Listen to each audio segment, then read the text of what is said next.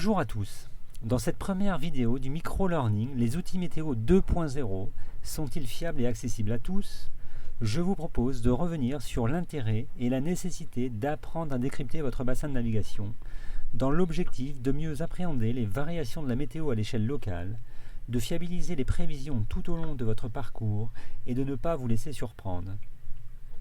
Ces variations locales de la météo restent généralement limitées géographiquement et s'étendent rarement sur plus de 20 ou 30 000 nautiques, ce qui est déjà en soi relativement conséquent, surtout à l'échelle d'une croisière à la voile. Mais elles peuvent parfois s'étendre sur plus de 100 000, notamment dans le cas d'îles montagneuses présentant des reliefs très élevés, telles que les îles Canaries ou celles du Cap-Vert. Rares sont ceux qui ne se sont jamais fait surprendre par un renforcement du vent, au niveau d'un cap ou à la pointe d'une île. Je dois bien vous l'avouer, je ne fais pas partie de ces quelques chanceux. Pour bien prendre la mesure de l'impact potentiel des effets locaux, souvent difficiles à appréhender via les prévisions météo disponibles, prenons l'exemple des Cap Béar et Cap Créus au sud du Roussillon, tous deux réputés pour leur vitesse record de tramontane.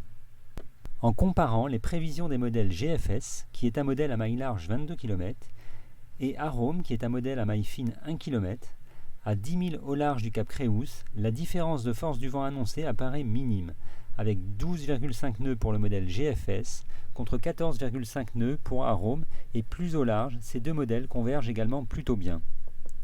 Par contre, lorsqu'on se rapproche du Cap Créus, on observe que le modèle Arome annonce un vent plus léger, tant sur la côte sud-sud-est, exposée au vent par effet de coussin sur une distance d'environ 1 000 nautiques, qu'au nord du Cap Créus, où un dévent se crée sous le vent, en particulier dans la baie de Puerto de la Selva. Au niveau du cap même, les modèles Arome prévoient également un léger renforcement du vent par effet de pointe, ce qui est tout à fait pertinent au regard de la topographie du Cap Créus, mais la taille de cette maille reste toutefois insuffisante pour prendre précisément en compte cet effet de pointe à l'extrémité du cap. Le grib à maille fine semble donc mieux prendre en compte les effets locaux du relief autour du Cap Créus, contrairement au grib à maille large qui ne détecte absolument aucun effet local dû au relief. Mais que se passe-t-il lorsque l'on zoome d'un cran supplémentaire et que l'on étudie de plus près les prévisions météo au niveau du Cap Béar cette fois-ci? Le Cap Béar est beaucoup plus petit en dimension que le Cap Créus, mais il constitue néanmoins un cap important à franchir pour les voiliers, compte tenu de son relief également relativement élevé, falaises et sommets avoisinant les 200 mètres. Le Cap Béar accueille un sémaphore, ce qui permet de connaître l'historique du vent à cet endroit. Les deux modèles de grib, GFS et Arome, annoncent l'un comme l'autre un renforcement local au niveau du Cap Béar, mais de seulement 14,6 nœuds pour le GFS contre 21,5 nœuds pour Arome. Les enregistrements du vent réel réalisés par le sémaphore font par contre état, eux, d'un vent moyen de 59 km/h à l'heure des simulations des gribs, soit d'environ 32 nœuds. Pour résumer, on dispose donc de trois conditions de vent différentes à 17 heures au Cap Béar, 15 nœuds, 22 nœuds, 32 nœuds. Or, vous en conviendrez, ce n'est pas tout à fait la même chose que de naviguer avec 4 Beaufort, 6 Beaufort ou 7 Beaufort. Cette comparaison explique pourquoi autant de plaisanciers se font régulièrement surprendre à proximité du Cap Béar. Et pourtant, Arome est le modèle le plus fin existant actuellement et il est réputé pour la qualité de ses prévisions côtières. Pour résumer, sur le modèle GFS, le Cap Créus tient entièrement dans une seule maille de 22 km. Le modèle ne voit donc absolument rien des variations locales du vent.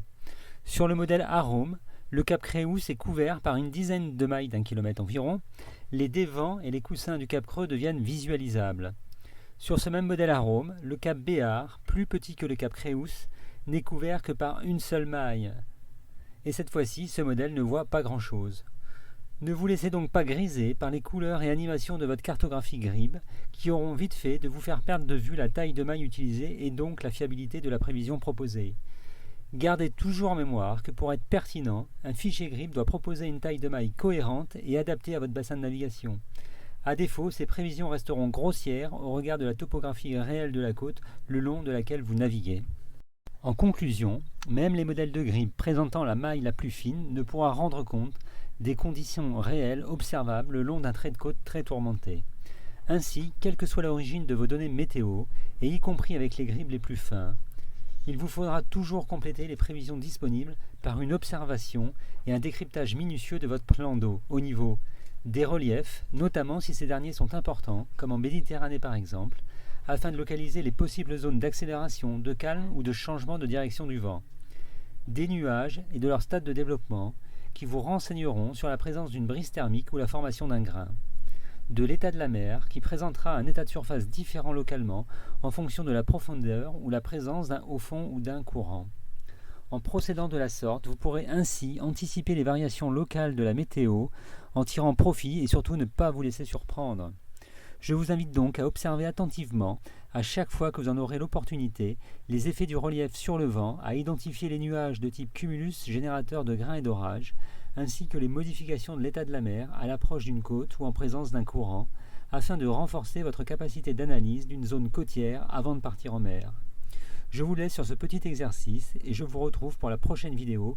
Bien choisir son fichier GRIB, un gage de qualité. À bientôt donc.